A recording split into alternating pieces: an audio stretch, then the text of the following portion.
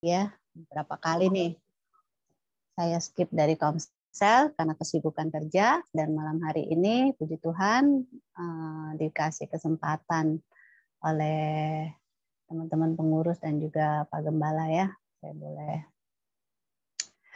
Kiranya saya boleh membawakan firman Tuhan dengan baik dan juga boleh diterima dengan benar. Tema malam hari ini adalah hikmat dan kekuatan.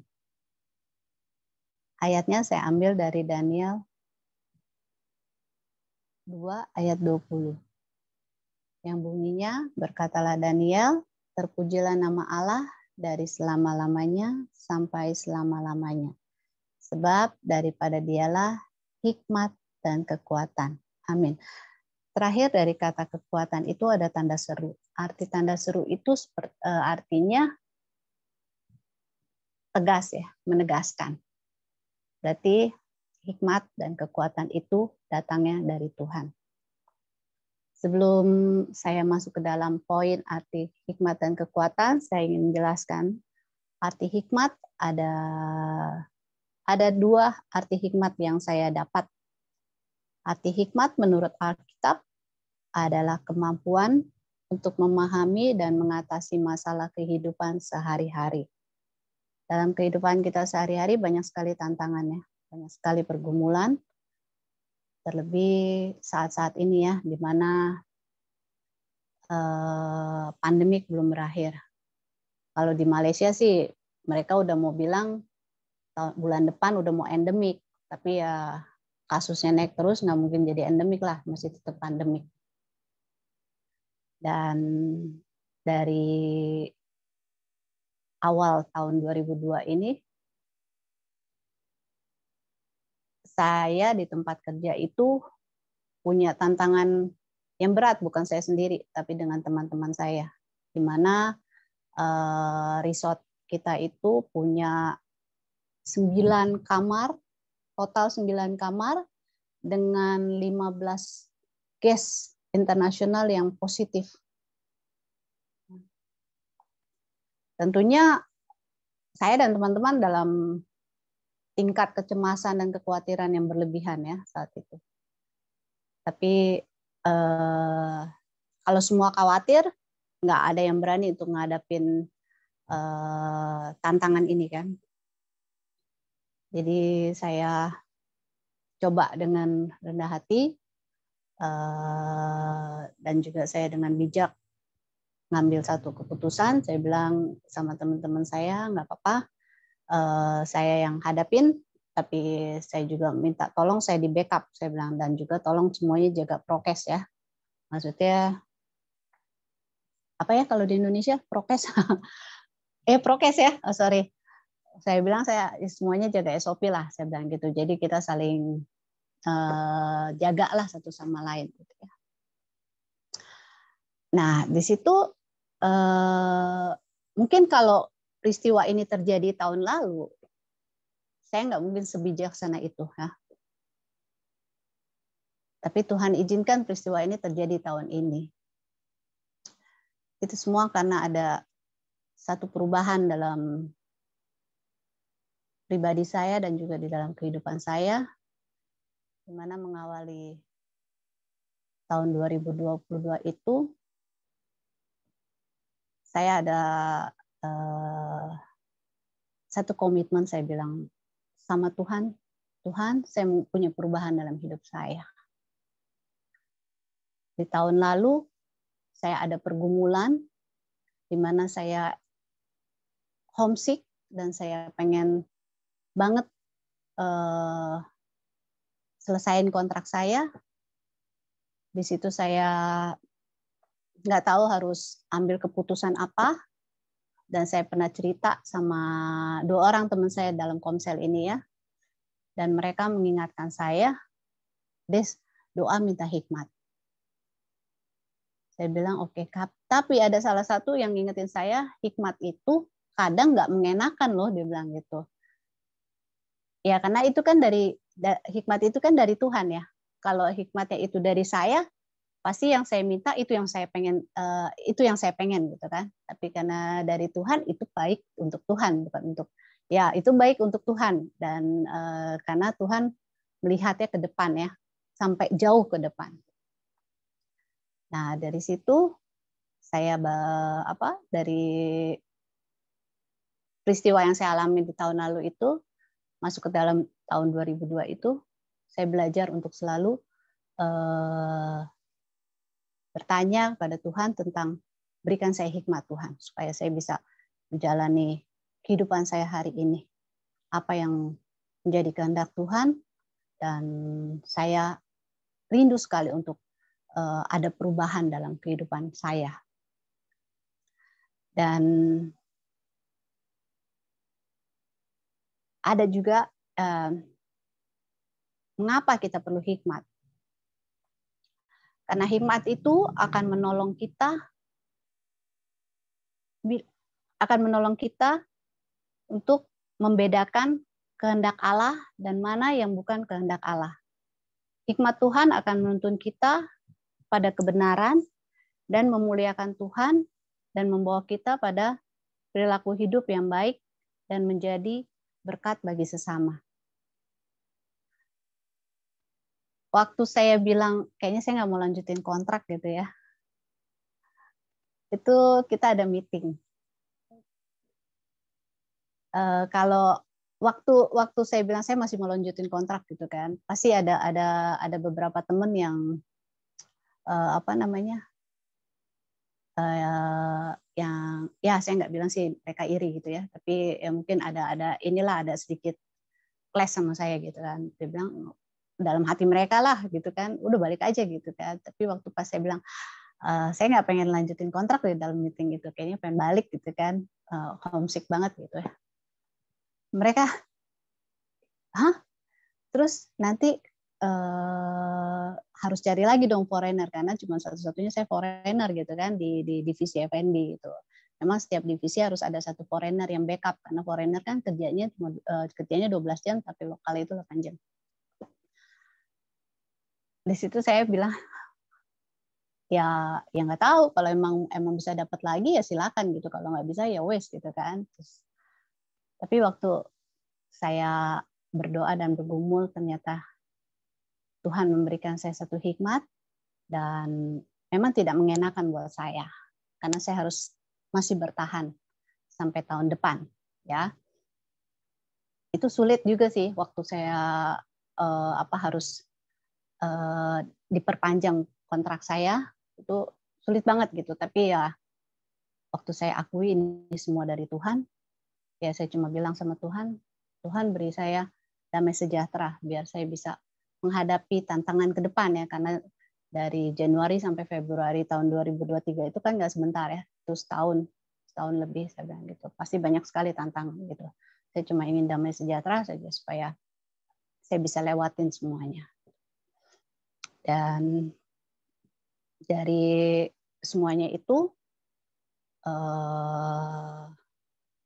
yang saya belajar, yang saya dapatkan itu ada 3 poin untuk kita bisa mendapatkan hikmat dan kekuatan dari Tuhan.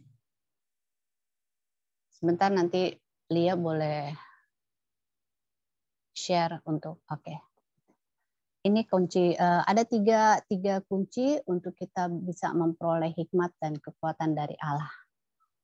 Kunci yang pertama adalah membaca Alkitab dan merenungkan firman Tuhan. Kebiasaan saya setiap pagi bangun, ambil lagu dari YouTube, doa, habis itu udah selesai, nggak pernah baca Alkitab. Nah, saya coba belajar doa, pujian, doa, baca Alkitab, dan sedikit renungan, baru siap kerja. Itu banyak sekali perbedaannya.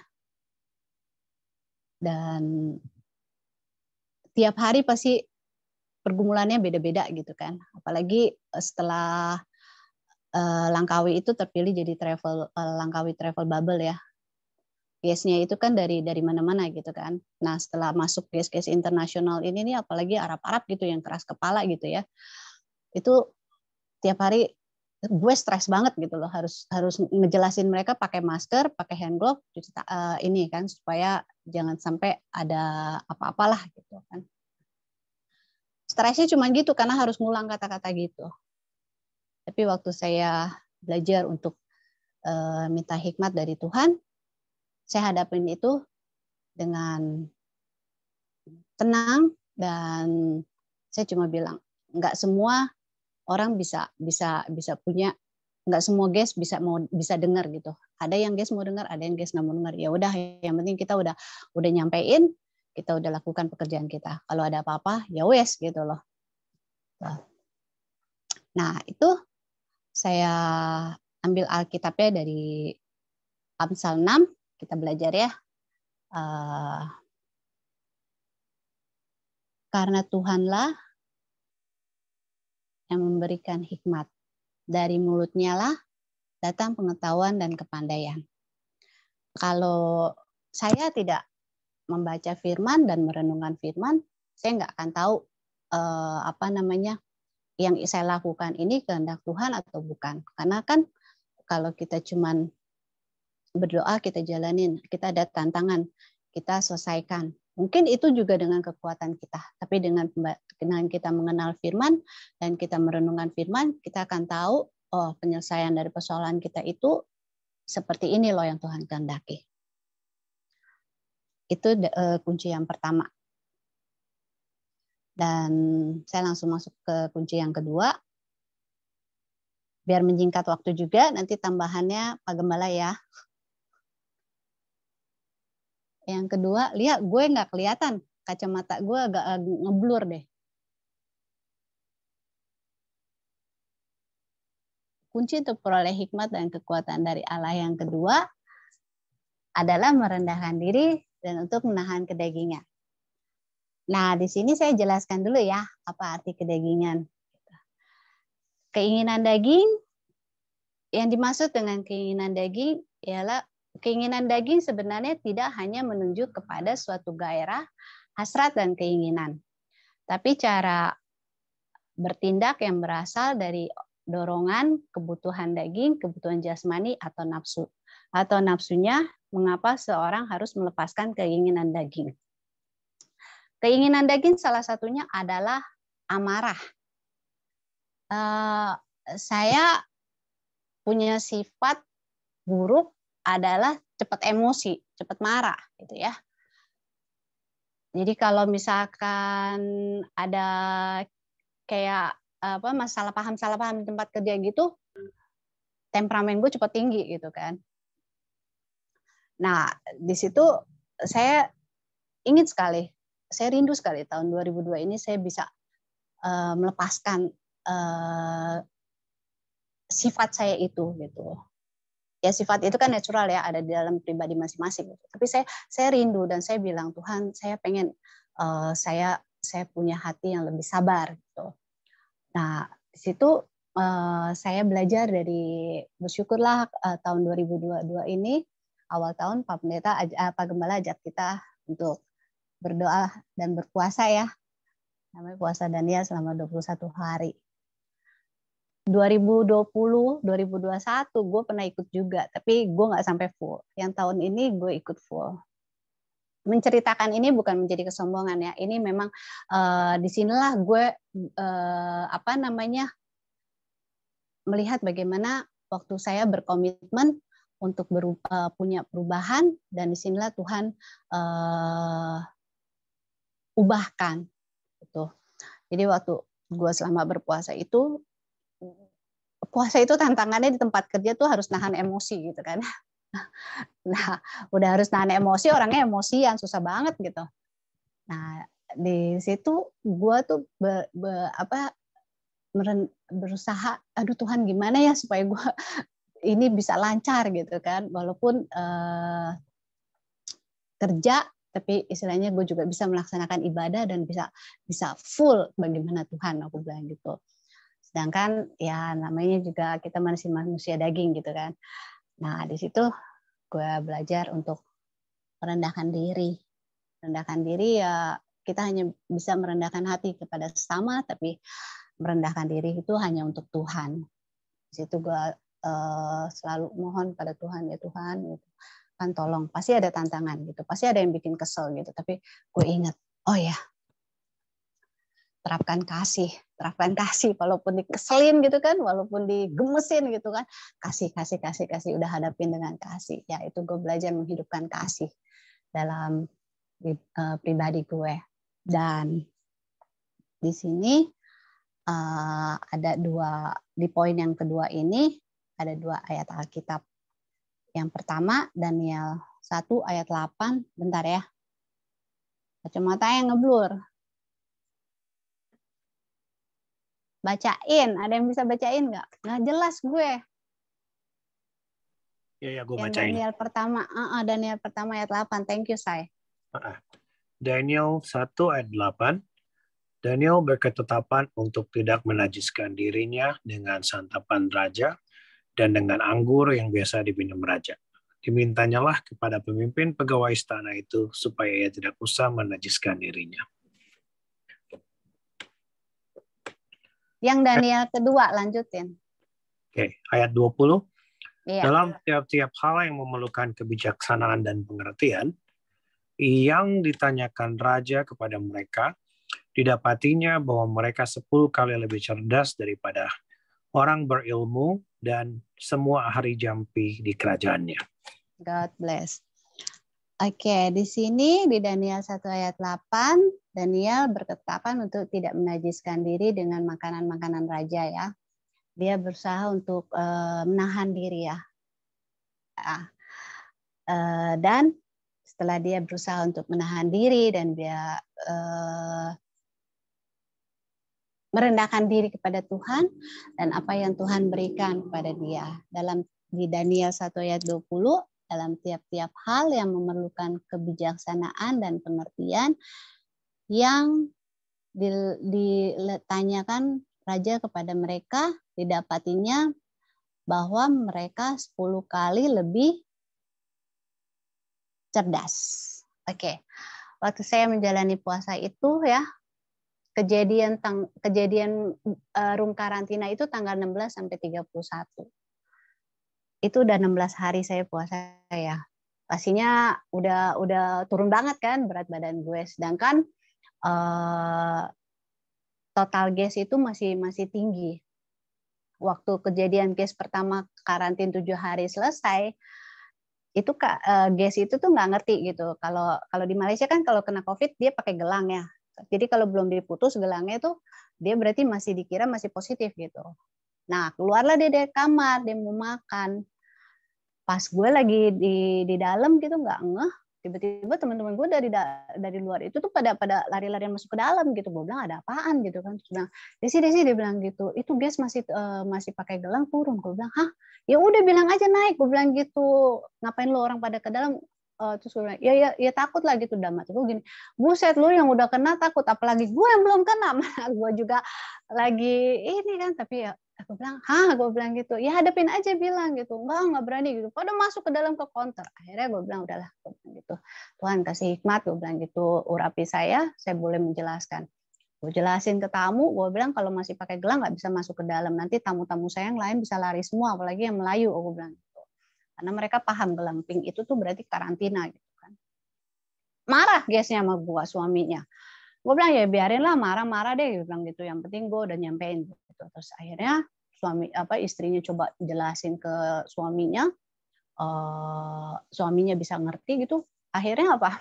Istrinya yang minta maaf sama gue, sorry gue cuma bilang gini, gue ngerti perasaan dia, gue tahu karena ini pertama kali dalam hidupnya. Tapi ya gue juga minta tolong pengertian, ini bukan rumah, ini hotel. Dan yang tinggal itu bukan cuma internasional, ada domestik ya. Gue juga harus membela tamu-tamu gue yang domestik dong, gue gituin. Kalau mereka lari dan akhirnya jadi viral gimana gue?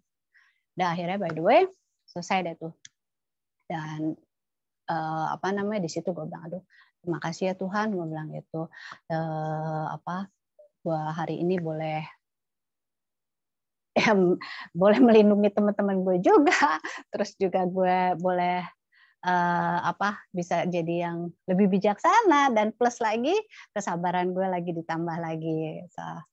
Oke, by the way, inilah poin yang terakhir. Poin yang ketiga,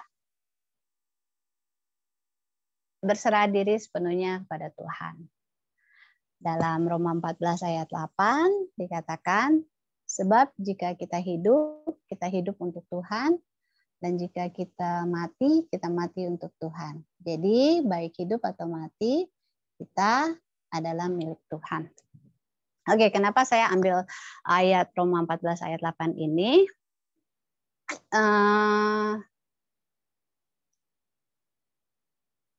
Saya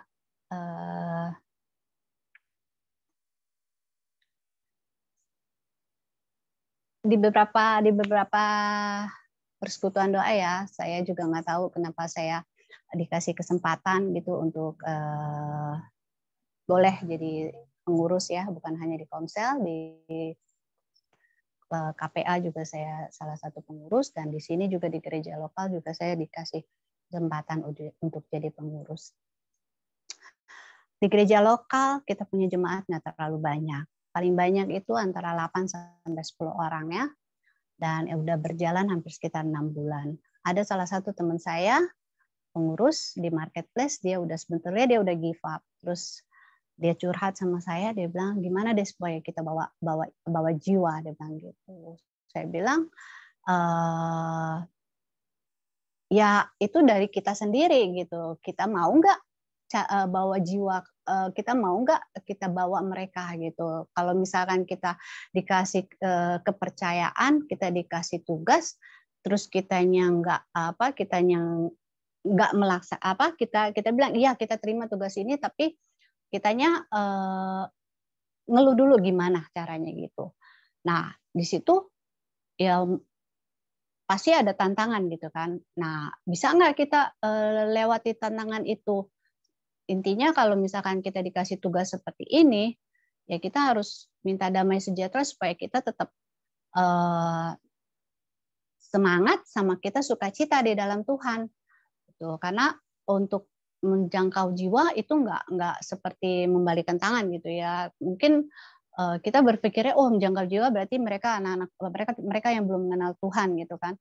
Tapi ya nggak juga gitu. Ada juga kadang-kadang kita anak-anak Tuhan yang juga yang